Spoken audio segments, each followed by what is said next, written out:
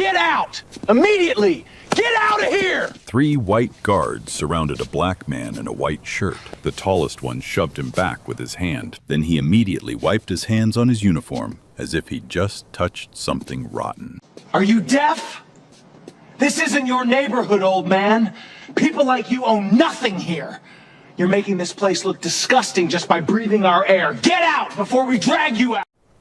The man stood motionless. In front of him was a wrought iron gate. Beyond that gate, at the end of a private paved road, was one of the most expensive mansions in Buckhead, Atlanta. A mansion that belonged to him. He slowly reached into his pocket. He made a phone call. By sunset, all 3 had lost their jobs. Let's start from the beginning. Tuesday morning, the last day of August, Buckhead, Atlanta. A neighborhood where every lawn is meticulously mowed by 7 a.m., measured carefully, where the air is tinged with the scent of fresh humus, an expensive silence, and the lingering smell of money. This is Whitmore Estates. 42 houses, each one worth over $5 million. The streets are so clean, you could eat on them. A place where residents don't wave to strangers, because strangers aren't allowed through the front gate. Brandon Owens wakes up at 5 o'clock every morning, not because he has to, but because he always does. 44 years old, average build, a quiet, unassuming confidence. It only manifests in the way he moves, the way he listens, the way he never raises his voice when everyone else is. His mother, Patricia Owens, was a public school teacher in Decatur, Georgia. She worked double shifts for years, not to get rich, but to give her son a chance. A partial scholarship to a private high school, a chance to compete. Brandon never forgot the price of that chance. A full scholarship to Duke University, an MBA from the Wharton School of Business, 5 years at one of the nation's largest investment banks. Then, at age 32, he left it all behind. 2 desks, a rented office in Midtown Atlanta, and an idea. Today, Pinnacle Capital Group manages $2.3 billion in assets across 14 states. 18 months ago, Forbes honored him in its Architect of American Finance column.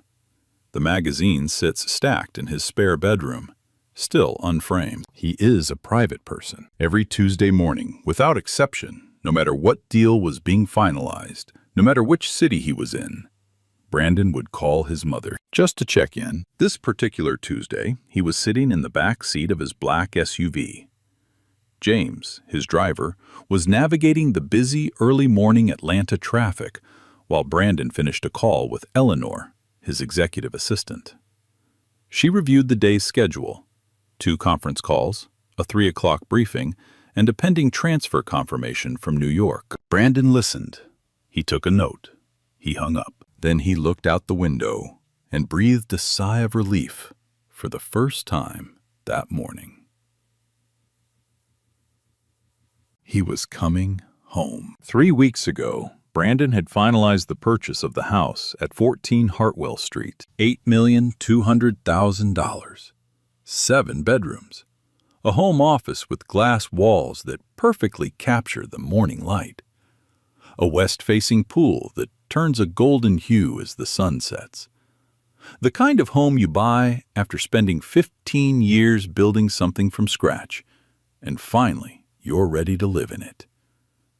He bought it quietly.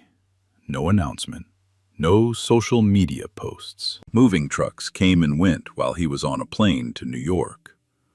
Eleanor handled the utility conversion, the homeowners association paperwork, the logistics. The transfer of ownership was filed with Fulton County. Everything went smoothly. This morning was the first time he was truly home. The Whitmore Estates residential community operates under a strict set of rules. The Homeowners Council is chaired by Walter Stanton, a retired real estate developer who served as Homeowners Council chairman for 12 consecutive years. Walter was the kind of person who would send a formal letter if a neighbor's flower bed didn't match the approved color scheme. He knew every resident's name. He knew every car's license plate number. He knew every clause in the agreement by heart. Security was provided by Hargrove Security Solutions, a private regional company contracted to manage the main gate, patrol the surrounding area, and control access. The security guard on duty this morning was Craig Donovan, 15 years with Hargrove, 3 formal complaints on his personnel file, all from non-white individuals, a delivery driver, a contractor, a visitor to a resident. Each complaint had been marked unfounded by regional manager Gary Whitmore. Not a single complaint resulted in disciplinary action. Brandon's SUV rolled up to the main gate at 9:17 a.m. James slowed down and stopped. Brandon decided to step outside, stretching his legs, breathing in the morning air, enjoying the moment of returning home for the first time as a resident. He buttoned the top button of his shirt, smoothed out the lapels of his coat. He began walking toward his gate, and Craig Donovan stepped out from behind the security gate. Craig Donovan doesn't run. He doesn't need to.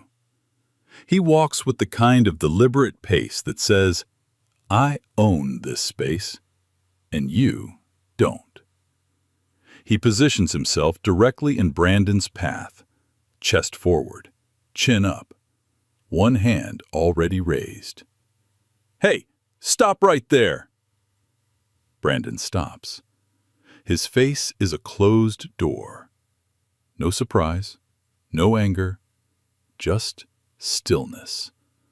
The kind that takes years to develop. This is a private community, Craig says. Residents only. He looks Brandon up and down. Slowly. The way you look at something you're deciding whether to touch. You lost? I live here, Brandon says. 14 Hartwell Drive. A beat. Craig tilts his head. One corner of his mouth pulls back. Not quite a smile. More like a reflex. The kind of expression that doesn't need words to communicate exactly what it means. Sure you do. 2 words. Flat, dismissive. Delivered with the absolute certainty of a man who has never once been wrong about anything in his own mind. Brandon holds his gaze. The sale closed 3 weeks ago. My name is in the county property records. The gate system should have your plate registration on file. Craig doesn't look at the gate system, doesn't glance at the panel, doesn't reach for the logbook sitting on the guardhouse counter 3 feet behind him. He crosses his arms. Need to see some ID. Brandon pauses. He knows the HOA covenant. He read it the same week he signed the purchase agreement. All 42 pages of it, article by article. Whitmore Estates operates on license plate recognition, he says. Residents don't present ID at their own gate. That's standard policy. Policy changed, Craig says. Everyone shows ID now. Brandon looks at him steadily. When did that policy take effect? Craig doesn't answer. Because there is no answer. There is no policy change, no memo, no board vote, no amendment to the HOA covenant. The words came out of Craig Donovan's mouth fully formed and entirely invented. Behind Brandon, James sits in the driver's seat of the SUV, engine still running. He can see everything through the windshield, and he can see exactly what this is. Terry Walsh steps out of the guardhouse. He takes a position to Brandon's right. Not close enough to touch. Close enough to make the geometry of the situation unmistakable. 3 uniforms, 1 civilian. Craig reaches for his radio. Got a mail at the main gate. Looks like he might be lost. Claiming residency at 14 Hartwell. Claiming. Not stating. Not confirming. Not reporting. Claiming, as if the act of knowing your own address were something that required verification, as if standing at your own front gate were an accusation that needed to be answered. The radio crackles. Dispatch responds. The voice is flat, bureaucratic. Brandon stands in the morning heat and says nothing. Across the street, a silver Mercedes has slowed to a near stop. The driver's window rolls down. An older white woman, Mrs. Caldwell, a 12-year resident of Whitmore Estates, leans out slightly. "Everything all right, Craig?" Craig glances over. "Just handling something, Mrs. Caldwell." Handling something. Not someone. Not a situation. Something. Brandon doesn't react. But the narrator can tell you, and I want you to hear this clearly, that there is a specific and particular cost to keeping your face still in a moment like that. A cost that gets paid internally, invisibly, and completely alone. Mrs. Caldwell rolls her window back up, drives on. The radio crackles again. Dispatch has run a residency check against Hargrove's internal database. Brandon Owens does not appear in the system. Craig's expression shifts. The tension in his jaw releases slightly, replaced by something that looks almost like relief. Like he'd been waiting for this exact piece of information. "Not in our system, sir," he says. The "sir" lands like a small, precise insult. "I'm going to have to ask you to leave the premises." Brandon's voice remains completely even. "The sale closed 3 weeks ago. The ownership transfer was filed with Fulton County. Your database has an administrative lag. That doesn't change who owns that property." "Sir?" Craig says again, louder. "I'm not going to tell you again. I'm not leaving." Silence. The morning air sits heavy and thick. Somewhere down the private drive, a sprinkler clicks on. The smell of cut grass drifts over the stone wall. Craig's jaw tightens. His hand moves toward Brandon's shoulder. Not quite a shove, a gesture that stops just short of contact. The kind of move designed to communicate threat without crossing a line that could be quoted back in a report. Plausible deniability. Practiced. Familiar. Inside the SUV, James watches. He reaches slowly into the center console, pulls out his phone, opens the camera, presses record. He doesn't announce it. He doesn't move. He just holds the phone up, angled toward the gate, and keeps the lens steady. The administrative lag was real. That part was true. When Eleanor submitted the HOA ownership paperwork 3 weeks ago, the document arrived in Hargrove's administrative office and was logged. But the clerical update, the step that moves a new owner's name from the intake folder into the active resident database, was never completed. A routine oversight. The kind that happens in any organization. But in most situations, a routine oversight gets corrected with a phone call. A quick confirmation. Let me pull up the actual record and verify. What Craig Donovan chose to do was different. He took a clerical error, something that had nothing to do with Brandon Owens, nothing to do with ownership, nothing to do with right or wrong, and he used it as a wall to keep a black man standing on the outside of his own property. Because it was convenient, because it gave him cover, because it let him do what he had already decided to do the moment Brandon stepped out of that SUV. Now Craig steps forward again. "Last warning, sir. You are not in our system. You have not provided valid identification. You are on private property." "I am on a public road," Brandon says. He says it quietly, precisely, like a man who has read the property survey and knows exactly where the gate threshold sits relative to the county easement line. Craig stops. Because Brandon is correct. The SUV is on a public street. The gate threshold sits at the property line. Technically, legally, Brandon has not set foot on Hargrove-controlled ground at all. Craig has no response, but he doesn't back down either.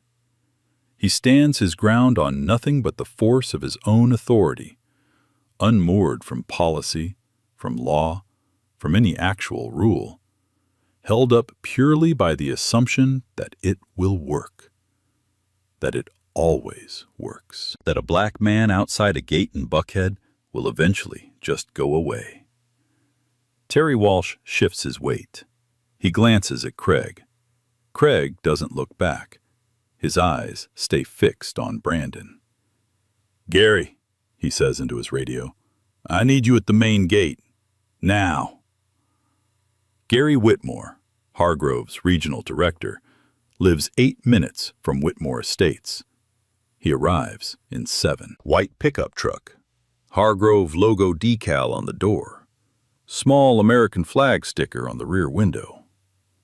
He parks at an angle behind Brandon's SUV, partially blocking the road, and steps out without hurrying. He goes directly to Craig. They speak in low voices. Gary glances at Brandon once, nods. His posture says everything his mouth hasn't said yet. "I've got this." Then he turns to face Brandon for the first time. "Sir." Gary's voice is measured, professionally neutral, the voice of a man who has handled situations before. "Until we can verify your residency through proper channels, I'd ask that you return with documentation, a deed of sale, a utility bill, something we can work with." Brandon looks at him. "You want me to drive to my office, retrieve the deed to my own house, and come back to prove I live here?" Gary almost smiles. "That's just how this process works for everyone." The morning, Gary Whitmore straightens his collar. He wasn't expecting that answer. Most people, in Brandon's position, at this gate, surrounded by 3 uniformed men on a Tuesday morning, would have already left, would have muttered something under their breath, gotten back in the SUV and driven away, filed a complaint later, maybe, or not at all. Most people would have gone away. Brandon Owens is still standing here. Gary tries a different angle. "Sir, I understand this is frustrating." "It isn't frustrating," Brandon says. "It's wrong. There's a difference." Gary pauses, recalibrates. "We have a responsibility to the residents of this community. I am a resident of this community." The words land flat and final, like a door closing. Gary looks at Craig. Craig looks at Terry. Nobody looks at Brandon. Then Gary positions himself. He steps directly in front of the gate entrance, shoulder width, arms crossed, weight settled. Not blocking it with force, just with presence, with the implication that passing through would require going through him first. Craig drifts to Brandon's left. Terry Walsh moves, slowly, almost casually, to his right. 3 uniformed men, forming a loose triangle around one man in a white shirt. No physical contact, not yet. But the shape of it is deliberate. The message is architectural. You are surrounded. Act accordingly. Brandon notices every position, every shift of weight, every glance exchanged between the 3 of them. His breathing slows. This is something he has had to learn. Not in a classroom, not in a boardroom. In moments exactly like this one, the deliberate, practiced discipline of keeping himself contained when every signal in the environment is designed to make him react, to give them something they can use. He gives them nothing. "We can involve law enforcement," Gary says, "if that's your preference." He delivers it carefully, like an offer, like he's doing Brandon a favor by mentioning it. But the subtext is thick enough to cut. We will call the police. We will escalate this. We will make this significantly worse for you. Is that what you want? It's a threat dressed in bureaucratic language, the kind that leaves no fingerprints. Brandon looks at Gary Whitmore for a long moment. Go ahead, he says. Gary blinks. That was not the response he prepared for. His mouth opens slightly, then closes. He reaches for his radio, slower than he'd like to, trying to look like this was always the plan. Walter Stanton arrives at 9:31 a.m. He pulls up in a white golf cart, the kind with a Whitmore Estates HOA crest embossed on the side. Someone called him. Mrs. Caldwell, most likely, or another neighbor watching from behind a curtain somewhere on the private drive. Stanton steps out. 63 years old, silver hair, neat as a tax return. Pressed khakis. The unhurried posture of a man who has never once been questioned in this neighborhood. He surveys the scene. Then he walks directly toward Craig and Gary. He doesn't make eye contact with Brandon. Not once. Gary, Craig, what do we have? As if Brandon isn't standing right there. As if he is a weather condition being assessed. Something environmental, impersonal, to be managed and cleared. Brandon speaks directly. Mr. Stanton. Stanton finally looks at him, briefly, like a man reluctantly acknowledging an interruption. You're the HOA president. I'm a resident of this community. Are you prepared to verify my residency so I can enter my home? Stanton shifts his weight. I don't have current ownership records accessible on my person right now. Walter Stanton. Brandon's voice doesn't rise, but something in it sharpens, just slightly, like a lens coming into focus. Article 4, Section 2, Paragraph 3 of the Whitmore Estates HOA Covenant. No resident may be denied access to their private property without documented cause supported by a board majority vote. He pauses. Has there been such a vote regarding 14 Hartwell Drive? The silence that follows is complete. Stanton stares at him. Craig stares at Stanton. Gary looks at the ground. Nobody has an answer. Because there is no answer. Because Brandon just cited the specific clause, chapter, section, paragraph, from the 42-page document that Walter Stanton has been enforcing for 12 years, word for word, without notes. Nobody moves for a moment. Then Gary reaches for his phone. He dials 911. His voice, when the dispatcher picks up, is calm, measured, professionally concerned. Yes, I need to report a disturbance at the main entrance of Whitmore Estates on Hartwell Drive, Buckhead. We have an individual who is refusing to vacate the premises. He's becoming aggressive, and I'm concerned for the safety of our staff. Aggressive. The word hangs in the morning air. Brandon's hands are at his sides. They have not moved. His voice has not risen above a conversational register since the moment he stepped out of the SUV. There is not a single person present. Not Craig, not Terry, not Stanton, not Mrs. Caldwell watching from her driveway down the road, who could point to a single aggressive act. And yet the word is now traveling through a 911 dispatcher's headset, getting logged, getting a response unit dispatched. Aggressive. In the SUV, James has heard every word. His phone is still recording. The camera angle captures Gary's back, his body language, the phone pressed to his ear. The audio is clear, clean, unambiguous. 6 minutes later, 2 Buckhead Police Department cruisers roll up, blue and red light bars painting the stone columns of the gate entrance in alternating color. The crackle of police radios splitting the quiet of the neighborhood.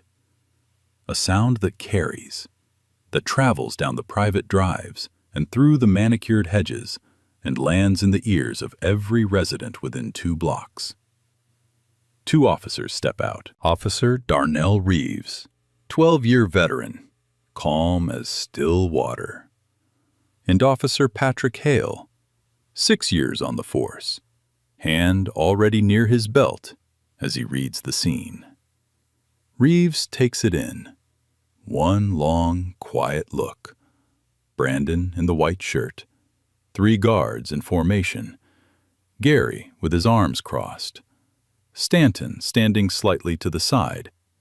The way men stand when they want to be associated with authority, but not accountable to it. Reeves walks toward Brandon first. Not the guards, not Gary, not Stanton. Brandon. He stops a respectful distance away, voice low. "Sir, can you walk me through what's happening here?"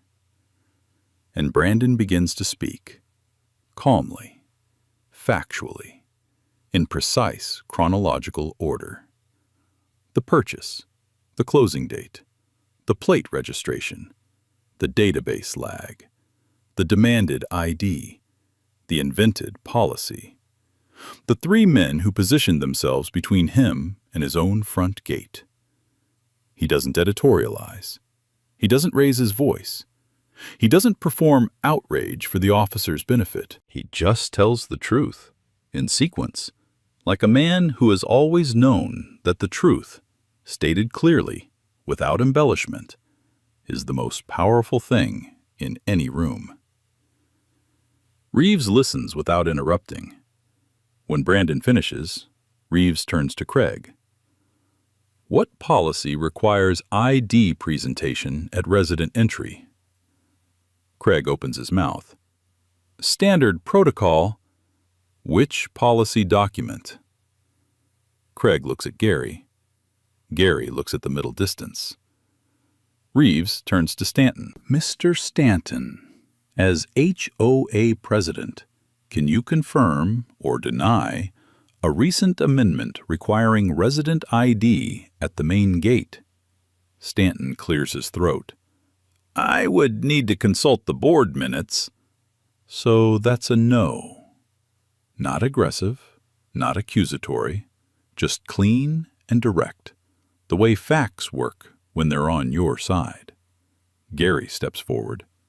Officer, our system shows no record of this individual as a registered resident. We were simply following your system, Reeves says. He lets that sit for exactly 1 second. Not a court order, not a board resolution, not a written policy.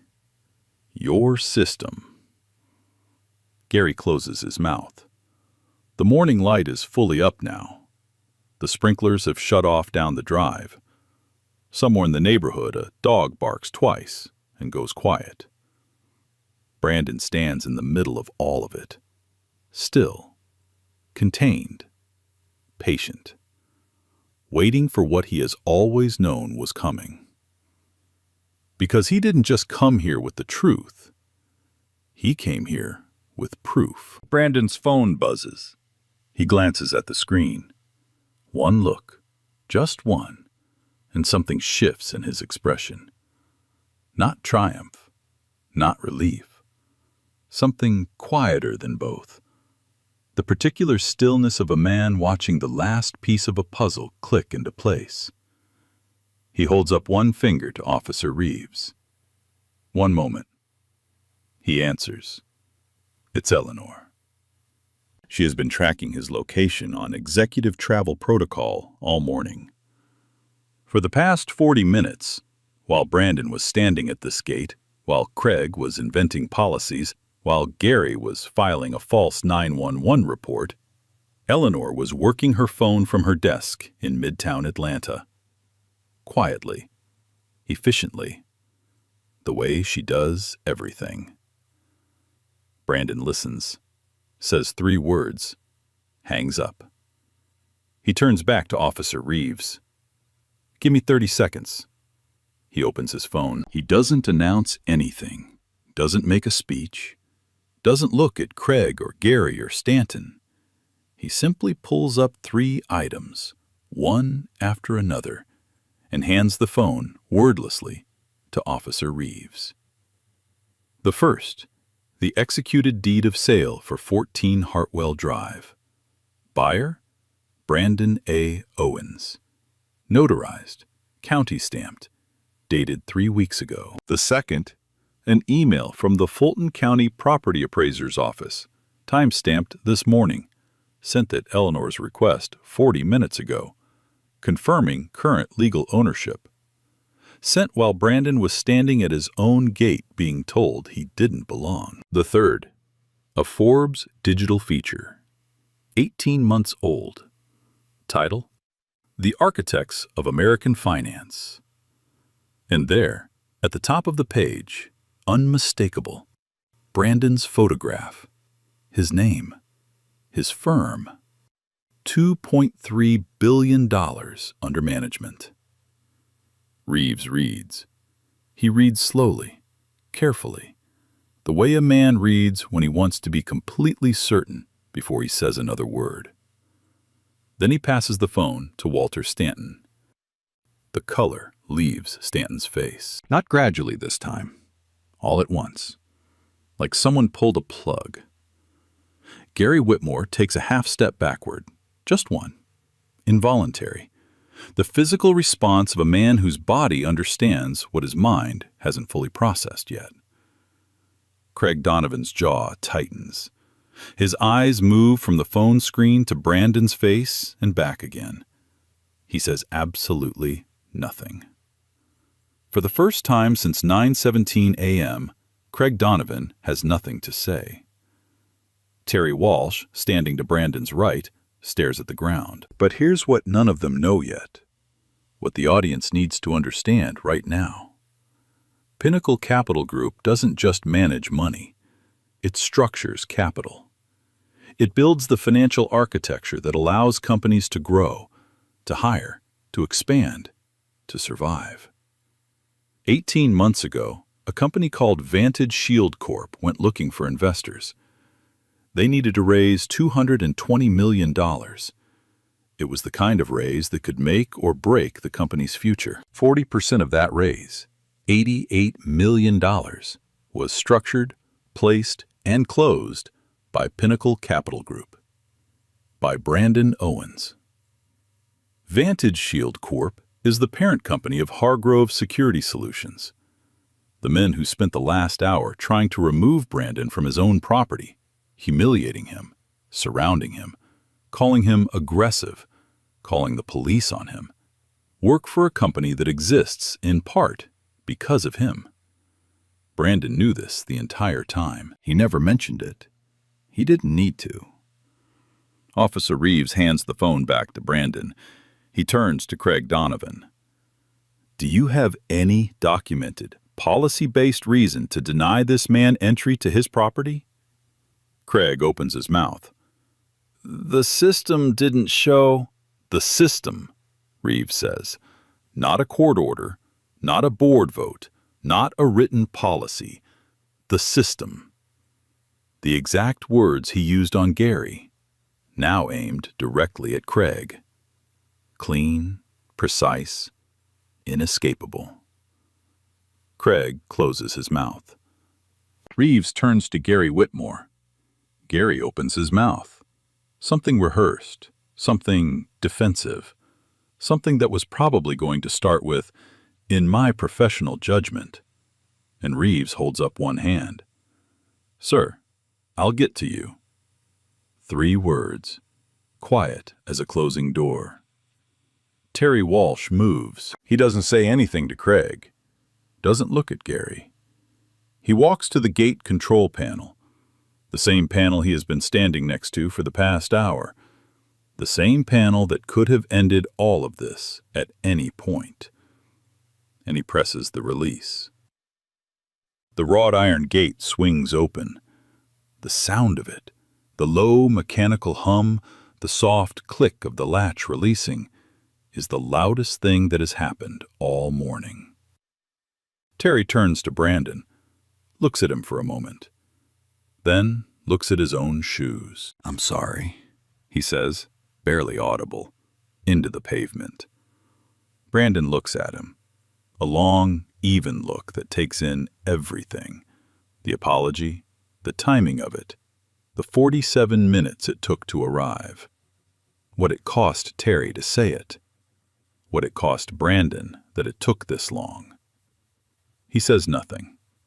He turns, walks through the open gate, down the private stone driveway toward the front door of 14 Hartwell Drive. Unhurried. His gold watch catches the morning light one more time. He doesn't look back. The gate closes behind Brandon. The soft mechanical click of the latch sounds final, like punctuation at the end of a very long sentence. For a moment, nobody at the gate moves. Then everyone moves at once. Gary Whitmore turns to Officer Reeves. His voice comes out faster than he intends. "We were following standard protocol. Our system showed no record. We had no way of verifying." Reeves holds up one hand. "Sir?" Gary stops. Reeves nods toward James, who is already stepping out of the SUV, phone in hand. Recording still running. 41 uninterrupted minutes of footage, clean audio, every word preserved in sequence. Reeves watches the recording for 90 seconds. He watches Gary's 911 call play back, becoming aggressive, against the visual evidence of Brandon standing with his hands at his sides, voice level, citing HOA policy with precision. He watches Craig's arm extend toward Brandon's shoulder, the half shove that stopped just short of contact. He watches Terry Walsh wipe his hand on his uniform. Reeves doesn't say anything for a long moment. Then he looks at Gary. "You described him as aggressive."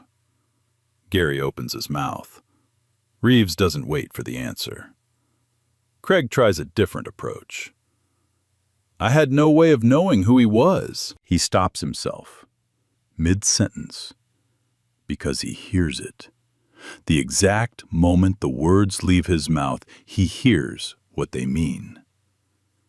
"I had no way of knowing who he was." As if the problem was a failure of identification. As if the solution would have been learning sooner that Brandon was wealthy and prominent, rather than recognizing, from the beginning, that it shouldn't have mattered at all. The admission sits in the open air between them like something that can't be taken back. Officer Hale writes it down. Walter Stanton has already called his lawyer. The call is made within 90 seconds of Brandon walking through the gate.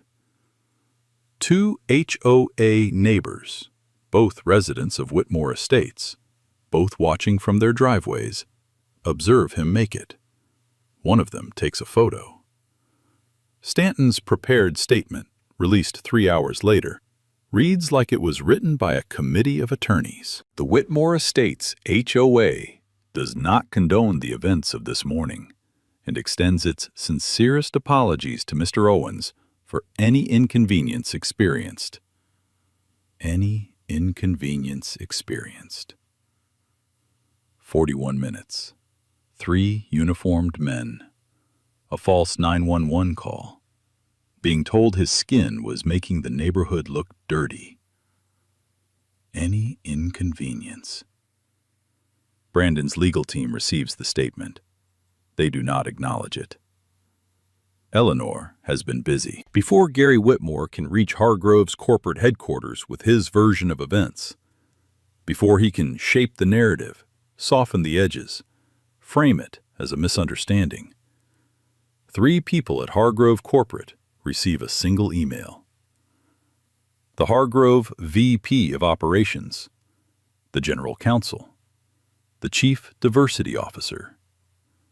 Subject line, Incident at Whitmore Estates, 9:17 a.m. Video attached. No rhetoric, no demands, no emotional language, just the record. 41 minutes of it. Time-stamped. The response is fast. By 1:30 p.m., Craig Donovan and Terry Walsh are suspended, pending internal investigation. By 3:45 p.m., Gary Whitmore is placed on administrative leave. By 5 p.m., Walter Stanton calls an emergency HOA board meeting. 3 of the 5 board members have already seen the video through neighborhood social media channels. They have seen exactly what happened. They have seen their community's security team surround a resident, fabricate a policy, and file a false police report. The vote is 3-1. Hargrove Security Solutions is terminated as the HOA's contracted security provider, effective immediately. Stanton abstains. It doesn't matter. In the kitchen of 14 Hartwell Drive, Brandon sits at the island. First time in this kitchen. The morning light comes through the west-facing window at a low angle, catching the dust motes still settling from the moving boxes stacked in the hallway. The house smells like fresh paint and new wood floors. He makes a cup of coffee. Black. No sugar. He calls his mother. He doesn't mention the gate right away. He asks about her week. Listens to her talk about her neighbor's garden and a documentary she watched on Tuesday night. At 7 p.m., Eleanor sends him a text. Video has been shared 38,000 times. 3 major outlets have reached out for comment. Brandon reads it, sets his phone face down on the counter, goes back to his coffee. He isn't surprised. He is tired. And those are 2 very different things. By the following morning, the video is everywhere. Diane Croft, investigative journalist, Atlanta's most watched evening news anchor, leads the 6 a.m. broadcast with James's 41-minute recording. She doesn't editorialize in her opening. She doesn't need to. She simply plays the footage and lets it speak. Black CEO denied entry to his own $8.2 million home by security guards. The clip runs. Craig's hand on Brandon's shoulder. The hand wiped on the uniform. Gary's 911 call. Brandon standing completely still, citing Article 4, Section 2, Paragraph 3, while 3 men in uniforms form a triangle around him. The broadcast ends. The clip begins moving through the internet at a speed that has its own kind of gravity. By 8 a.m., it is on national cable news. By noon, it has been viewed 11 million times. The phrase, "not in our system," becomes its own moment. It gets clipped, looped, set to music, quoted in op-eds, printed on signs. Because it captures something specific, the idea that a bureaucratic database error could be used as a weapon, that a clerical lag could override a legal deed, that a system's failure to recognize a black man as a resident could be treated as evidence that he wasn't one. 3 words. Stripped of context, they sound almost mundane. In context, they are anything but. The narrator pauses here because something needs to be said plainly. Most of the national headlines include the word billionaire. Most of the cable news chyrons lead with the size of Brandon's firm. Most of the outrage is proportional, at least in part, to his net worth. And that matters. Not because wealth should determine the response, but precisely because it shouldn't. Brandon Owens deserved to walk through his own gate at 9:17 a.m. because his name was on the deed. Not because Forbes had written about him. Not because his firm manages $2.3 billion. Not because he had a recording and an attorney and a driver with a steady hand. He deserved it because it was his gate. That's the whole sentence. There is no second clause. The Georgia Attorney General's Civil Rights Division opens a formal inquiry 48 hours after the video goes national. Investigators subpoena Hargrove Security Solutions' full complaint archive. What they find is not a surprise. Not to anyone who has been paying attention. Craig Donovan's 3 prior complaints, all from non-white individuals, all marked unsubstantiated by Gary Whitmore. A delivery driver, a contractor, a guest visiting a resident. 3 separate people, 3 separate incidents. 3 separate times Gary Whitmore picked up the phone, made a call, and wrote the word unsubstantiated on a form. Not investigated. Not reviewed by an independent party. Not escalated. Just closed. Investigators began building a pattern of conduct case. This wasn't an isolated incident. This was a system, quiet, informal, entirely deniable, that had been functioning exactly as designed. Vantage Shield Corp's board convenes an emergency session. The story has reached the financial press. The Wall Street Journal runs a piece on the Pinnacle Capital financing connection. The irony is documented in the first paragraph, that the security company whose guards humiliated a black CEO outside his own home was partially funded by that same CEO's firm. The board issues a statement expressing deep concern. The statement satisfies no one. Civil rights attorney Aubrey Hollins files the federal lawsuit on Brandon's behalf 10 days after the incident. 4 counts: racial discrimination, unlawful detention, intentional infliction of emotional distress, and violation of 42 U.S.C. Section 1981. The federal statute guaranteeing every person, regardless of race, the equal right to make and enforce contracts and hold property. The case does not go to trial. The video is too clear. The prior complaint history is too documented. Gary Whitmore's 911 call recording, becoming aggressive, played against 41 minutes of unedited footage, is too damning for any jury in any state. Both defendants move towards settlement within 60 days. The outcomes arrive one by one. Hargrove Security Solutions settles for $4.1 million in civil damages. As part of a consent decree with the Georgia Attorney General, they are required to implement independently audited, race-neutral verification procedures at all contracted properties in the state within 90 days.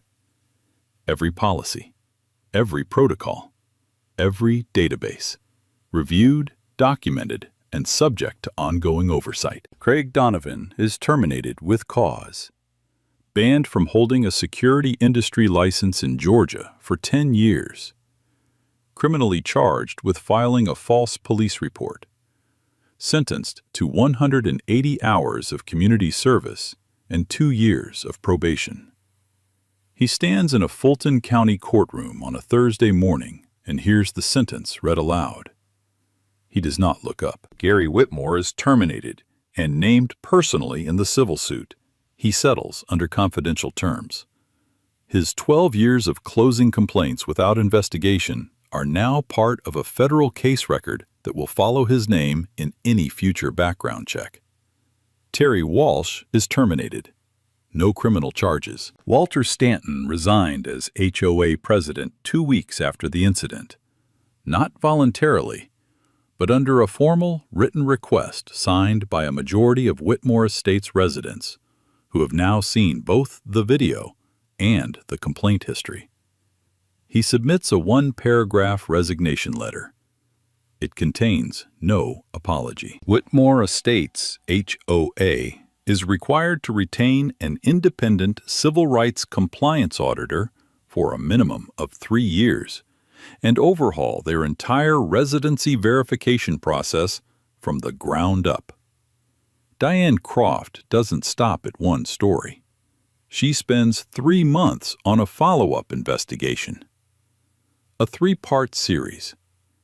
What she finds goes deeper than Craig Donovan's personnel file. At least 11 similar incidents at Hargrove contracted properties across the state. Non-white residents, guests, contractors, stopped, questioned, detained, humiliated. Every complaint routed through the same administrative channel. Every complaint buried under the same word. Unsubstantiated. 3 additional residents come forward publicly. 1 from Whitmore Estates. 2 from comparable gated communities in Metro Atlanta. Their prior complaints are formally reopened by the AG's office. Diane Croft's series wins a regional press award. She dedicates it, publicly at the podium, to the 11 people whose complaints were buried before anyone listened. 4 months after the incident, the Georgia State Legislature introduces the Residential Access Equity Act. It requires all private security contractors operating at gated residential communities to maintain documented, auditable, race-neutral entry verification systems, independent oversight, annual review, enforceable penalties for non-compliance. The bill passes committee in 3 weeks. It is signed into law on a Wednesday afternoon. Brandon is not at the signing ceremony. He sends a handwritten note to the bill's lead sponsor. 2 sentences. He thanks her for her work. Then he goes back to his office and finishes his coffee. 6 months later, 14 Hartwell Drive, Buckhead, Atlanta. The glass-walled home office catches the morning light at exactly the angle Brandon imagined when he first walked through the house. The kind of light that comes in low and gold and fills the whole room before the day gets busy. 3 open portfolios on the desk, a conference call running through his earpiece. His voice, calm, precise, entirely focused. Walking someone through a capital structure on the other side of the country. He hangs up, stands, stretches, walks to the window. From here, at the end of the private stone driveway, he can see the wrought iron gate. It's just a gate now. Black iron, well-maintained, swinging open and closed on its schedule like it has no memory at all. Like nothing ever happened in front of it on a Tuesday morning in late August. It's just his gate. He looks at it for a moment, then turns back to his desk. He picks up his phone and dials. 2 rings. Then her voice, warm, slightly out of breath, like she just came in from the garden. "Hey, baby." "Hey, Mom." He doesn't mention the gate. He doesn't mention the settlement, or the law, or Diane Croft's award, or the 11 complaints that were finally reopened. He asks about her week, listens to her talk about a new recipe she's been working on, and a former student who came back to visit after 15 years. He laughs, genuinely, quietly, at something she says. For 5 minutes, he is just her son. Let's talk about what justice actually looked like in this story. Because it didn't look like Brandon standing at a podium demanding accountability. It didn't look like a press conference, or a viral moment, or a carefully worded statement to the media. It didn't look like rage, or theater, or revenge. It looked like a man who knew his rights, who refused to leave, who let the record speak, who made one phone call and then walked through his own gate and made a cup of coffee. 2 guards were terminated. 1 was criminally charged. A regional director's career was finished. A company paid $4.1 million and was restructured from the inside out. An HOA president resigned. 11 buried complaints were reopened. 1 law was changed, and Brandon never once performed anger for anyone's benefit. Sometimes, The most powerful thing a person can do is simply refuse to go away. But here is what I keep coming back to, and I want to be honest with you about this. This story worked out the way it did because Brandon had the deed on his phone. Because Eleanor sent that email at 7 in the morning. Because James kept that camera steady for 41 minutes. Because Brandon had a Forbes feature and a $2.3 billion firm and a civil rights attorney on speed dial. Because the system, for once, had enough evidence stacked against it that it couldn't look away. Most people in his exact position, standing at their own gate, being told they don't belong, don't have any of that. They just have the humiliation. They have the memory of it. They carry it home and set it down somewhere and try not to think about it too hard. And the system is supposed to work for them, too. That's the whole point. That has always been the whole point. This story is fiction. Brandon Owens, Pinnacle Capital Group, Hargrove Security Solutions, Whitmore Estates, invented. Every name, every address, every company. But the pattern? The database that conveniently can't find the paperwork. The word aggressive applied to a man standing still. The 3 uniforms forming a triangle around one civilian. The complaints marked unsubstantiated and quietly filed away. That pattern is documented in real courtrooms, on real body cameras, in real case files that real people had to fight to open. The question has never been whether this happens. The question is what we decide to do when we see it. Whether we roll the window up or roll it down. Whether we stay quiet or say something. Whether we accept that's just how it works, or we start asking why. Brandon knew the HOA covenant because he had to. That's not a superpower. That's survival homework, and a just world shouldn't require it. So I want to hear from you. Have you ever been somewhere you had every right to be and still been made to feel like you didn't belong? Drop it in the comments. Because these conversations matter. Because the more we talk about it, the harder it gets to look away. If this story hit something real for you, share it, like it, subscribe. Because these are the stories I'm going to keep telling until they stop needing to be told. Okay, real talk. Stop judging people by how they look. I'm begging. That old man they pushed around? Yeah, he owned the whole place. You literally never know who you're talking to. The quiet ones in plain shirts? Usually the ones holding everything. Just be kind.